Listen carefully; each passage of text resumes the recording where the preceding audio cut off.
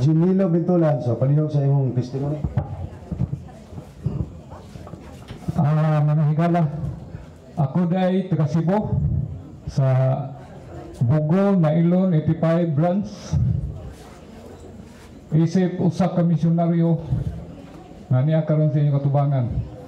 Kining ako dili ni milagro nga gihatag ni Master. Ang ako nga buhi gyud kamatuoran.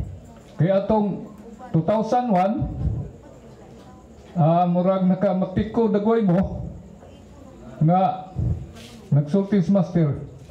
Ang gibiha pa pagsuod nako kanang hintudlo siya sa ako og nag-ingon kanang tawhana nakaila na sa kumbinillan sa San Remigio. Apan sa dili pa ako diayng i-greet si Master og happy birthday Master. Daghan hinaot ko nga sa imo niyang pagbalik nga daghan pa kaayong mga tawo nga mga butinhi pohon.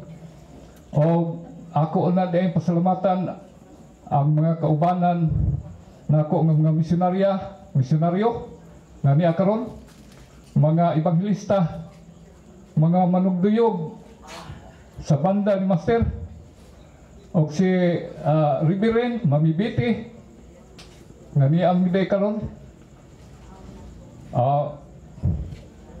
Hinaututa nga og nakabati mo aning akong testimony atong year 2001 ako nos pagasugdan nagingos Master nga ako ila kuno ko sa bininla niya sa San Remigio. Unya gitudlo niya ako ina kog napay nagsunod ako lingi ko liyo wa man gyud nakasunod ako man gyud gipuwing ni Master. O paglingkod ako nag-ingon siya nga kana tuhanan hinlingkod nakailan as bininlan ako sa San Remigio.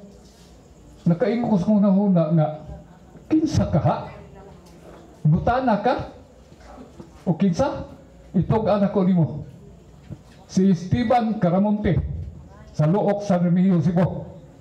Nakaingon ko nga Master, nakamatikod ko na ang gibili na to ni Master og siya nagbili na to kay iya mag-mention kalabira musulti gyud tinuod gina mutuo sa dili kalabira nga musulti daghan kayo to pasinti si Esteban Caramonte atong mga panahon na gamay pa ko nagyan pa ko mga 5 anyos og ingon na siya sa San Miguel na pa ko'y bininlan si Sabas.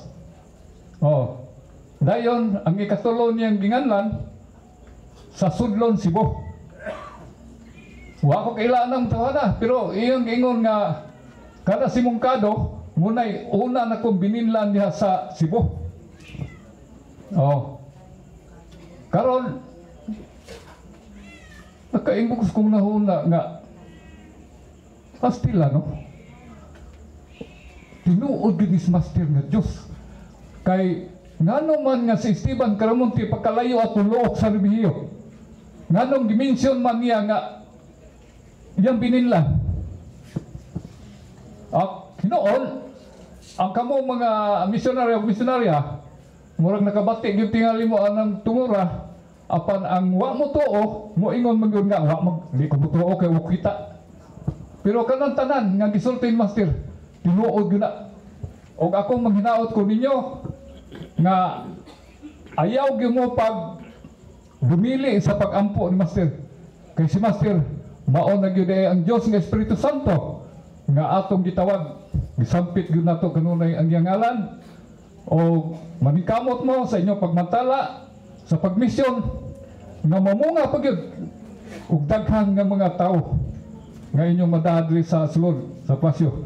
May gabi daghang kay salamat maroto.